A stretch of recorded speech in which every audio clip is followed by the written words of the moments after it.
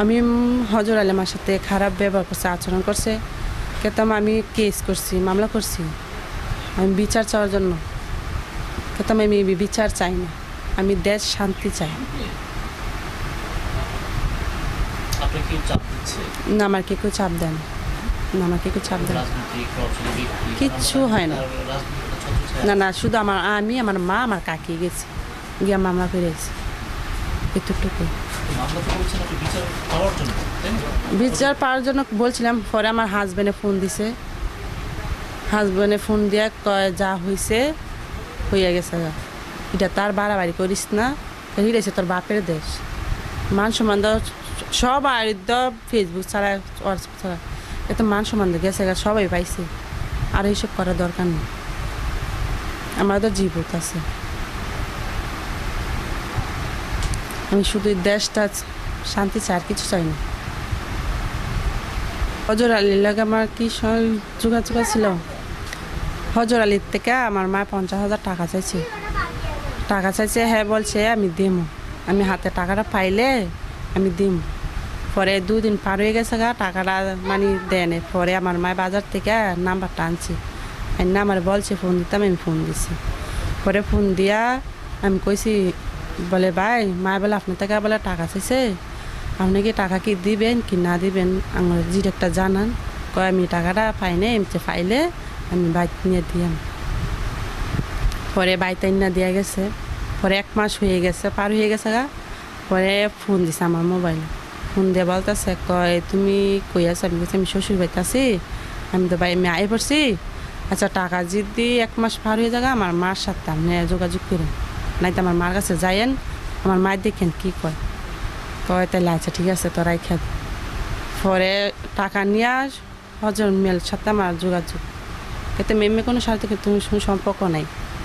পরে হের বাইয়ে এই কথাটা শুনি না, মানে হেতের বাইয়ে ছোটো বাইয়ে বড় বাইরে সন্দেহ করে, পরে সন্দেহ করার পরে 1 সপ্তাহ খান হয়ে যাবো পরে ছোটো ভাই আমার ঘরে আইসা মোবাইল হাতে আসছিল, মোবাইলটা নিয়ে আচার দা ভাঙা নিছে।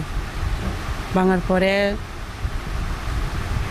এখন ঝামেলা, পরে বিচার টিচার হয়েছে, আর মামার টামার সবাই দেশের মানুষ সবাই বিচার করছে, বিচার করার পরে ঝামেলা গেছে।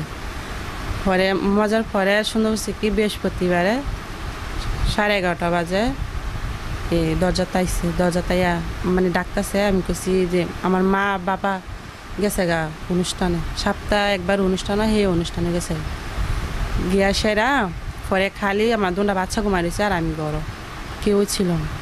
পরে আইসা দরজার মধ্যে ডাকাইতেছে, আমি বলছি কে কয়, আমি কে লেগে মানে হ্যাঁ ডাকাইতেছে।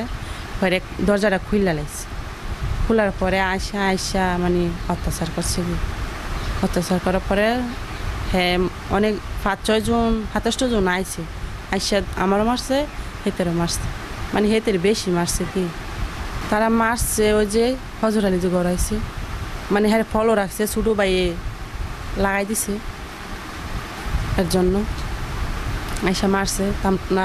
মামলা করছি, ঘটনার পরের দিন মামলা করছি, আমরা মামলাটা তুলালাম।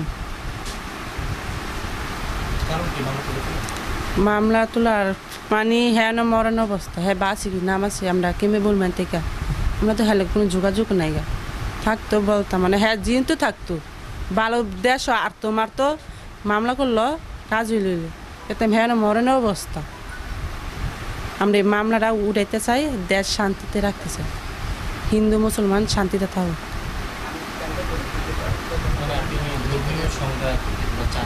না না না, আমি এইসব চাই না।